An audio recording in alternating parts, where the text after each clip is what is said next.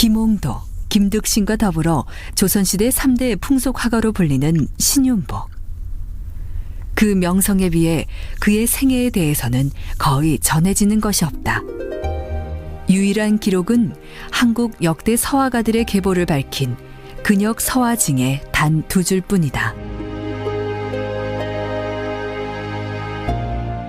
신윤복의 아버지 신한평.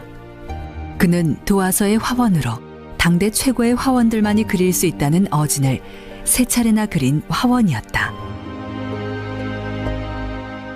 근역 서화징을 쓴 오세창은 신윤복 역시 도화서 화원이었다고 밝히고 있다. 신윤복에 대해 전해지는 또 다른 이야기는 호암전집에서 찾을 수 있다. 신윤복이 비속한 그림을 그려 도화서에서 쫓겨났다는 구전이 기록으로 남아있다.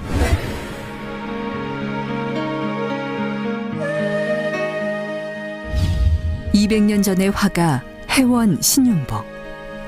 그는 당시 어떤 그림을 그렸던 것일까? 그가 남긴 그림은 극히 적다. 국립중앙박물관에 보관 중인 여석도첩에 6점의 풍속화가 담겨 있고, 간송미술관이 소장한 해원 전신첩에는 풍속화 30점이 실려 있다. 해원 전신첩 중 화려한 색으로 먼저 시선을 사로잡는 단오풍정. 단오날 계곡물에 몸을 씻는 여인들을 그린 풍속화다. 여인들 넷은 저고리를 벗어 던져놓고 몸을 씻고 있고, 계곡 옆 언덕 위에는 이미 목욕을 끝낸 2 여인이 느긋하게 앉아 가채를 만지고 있다.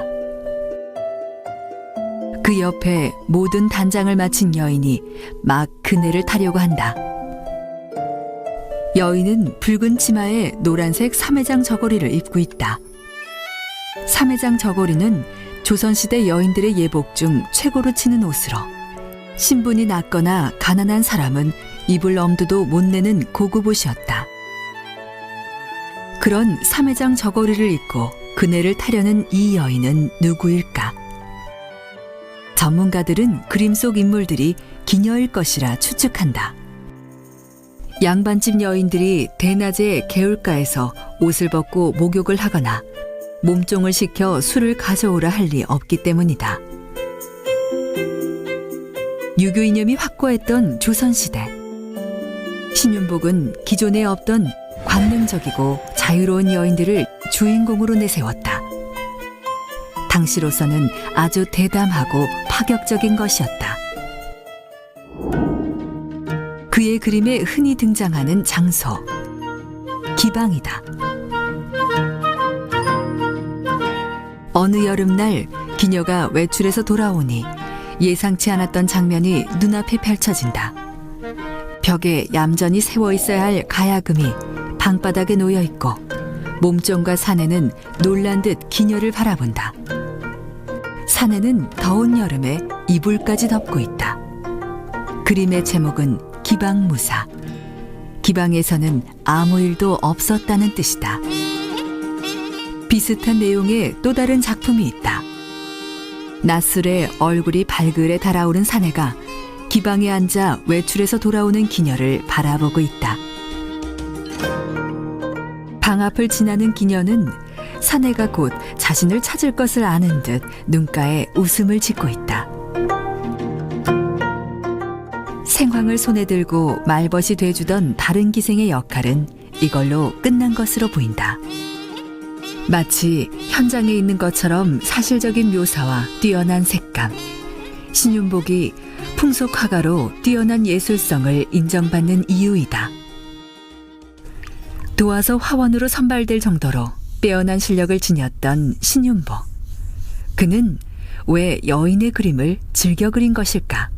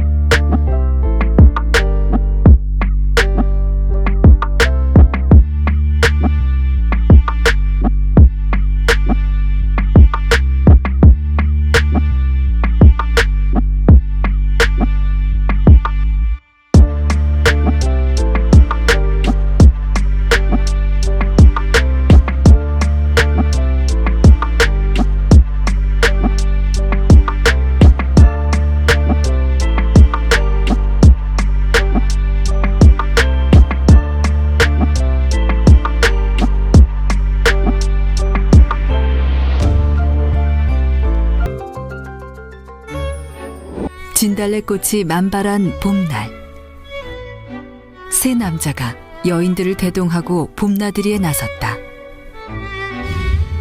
귀한 부잣집 자제들이 자신이 타는 말을 여인들에게 양보하고 말구종이 되어 걷고 있다.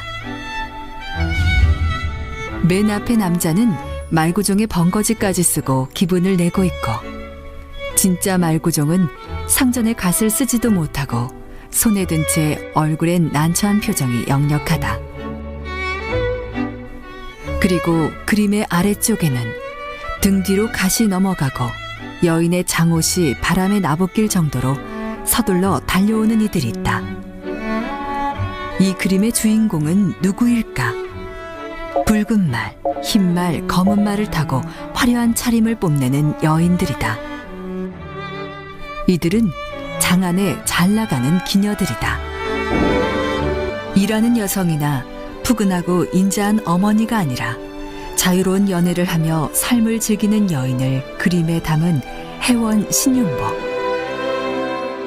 유교적인 윤리관이 무너져가던 조선 후기, 신윤복은 그림 속 여인들을 통해 당시의 사회상을 사실적으로 담아냈다. 이미 통금이 지난 시각, 인적 드문 골목에 한 쌍의 남녀가 부둥켜 안고 깊은 정을 나누고 있다. 그리고 담 모퉁이에서 두 사람을 몰래 지켜보고 있는 여인이 있다. 이들은 과연 무슨 관계일까?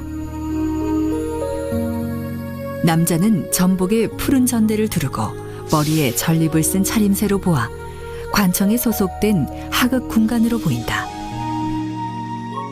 남자에게 안겨있는 여인은 남치마에 흰 저고리를 입고 허리에 흰 띠를 동여매고 있다. 차림으로 보면 양반집 여인으로 볼 수 있다. 그렇다면 질투에 찬 여인은 누구일까? 화려한 옷차림에 머리를 크게 올리고 삼회장 저고리에 장옷을 걸친 차림새로 보자면 양반집 여인이거나 기녀일 수 있다. 보름달이 뜬 밤, 뒷골목에서 미래를 즐기는 남녀와 이를 몰래 지켜보고 있는 여인. 엄격한 유교적 윤리관이 지배했던 조선시대, 신윤복은 도시 뒷골목을 통해 또 다른 조선의 모습을 그렸다. 달밤의 미래를 그린 또 다른 그림, 월화정인. 조각달이 뜬 캄캄한 밤, 길모퉁이 담장 곁에 한껏 차려입은 남녀가 미래 중이다. 스게 치마를 여미고 있는 여인은 부끄러운 듯 고개를 살짝 숙이고 있다. 몸을 돌리고 있지만 발걸음은 남자를 향해 있다. 초롱불을 든 남자는 코와 뒤축에 따로 옥색을 댄 호사스런 가죽신을 신고 있다. 마음은 여인 곁에 있지만 발끝은 이미 갈 길을 향하고 있다. 남들의 눈을 피해 은밀히 만난 남녀. 두 사람은 어떤 관계일까? 신윤복은 이 정황을 이렇게 적고 있다.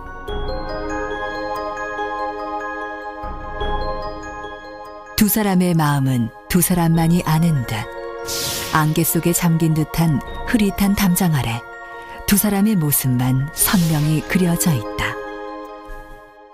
그런데 이들의 머리 위에 떠 있는 달이 조금 특이하다. 초승달이라 하기엔 볼록한 면이 위쪽으로 향해 있어 모양이 다르다.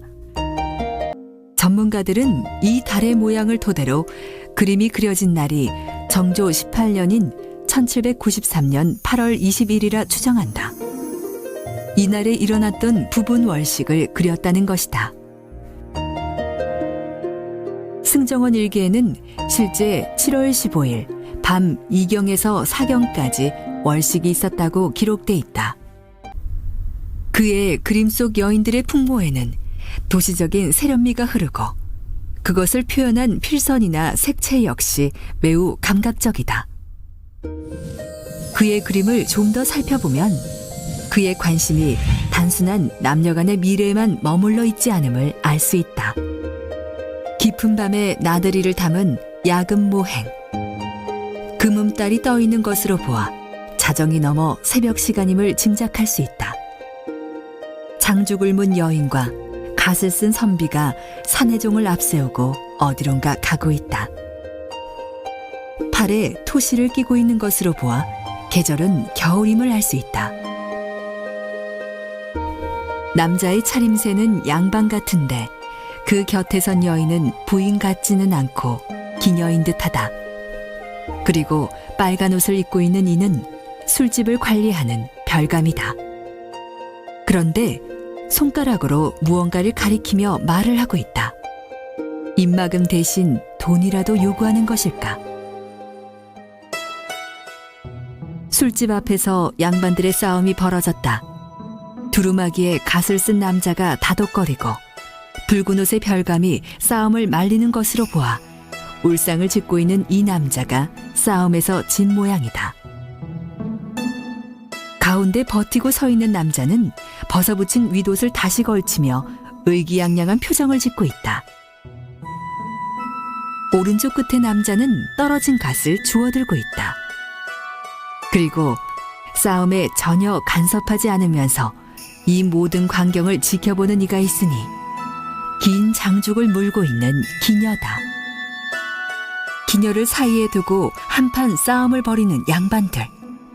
이들을 바라보는 기녀의 눈길에서 양반들의 허위의식을 꼬집는 신윤복의 비판의식을 엿볼 수 있다.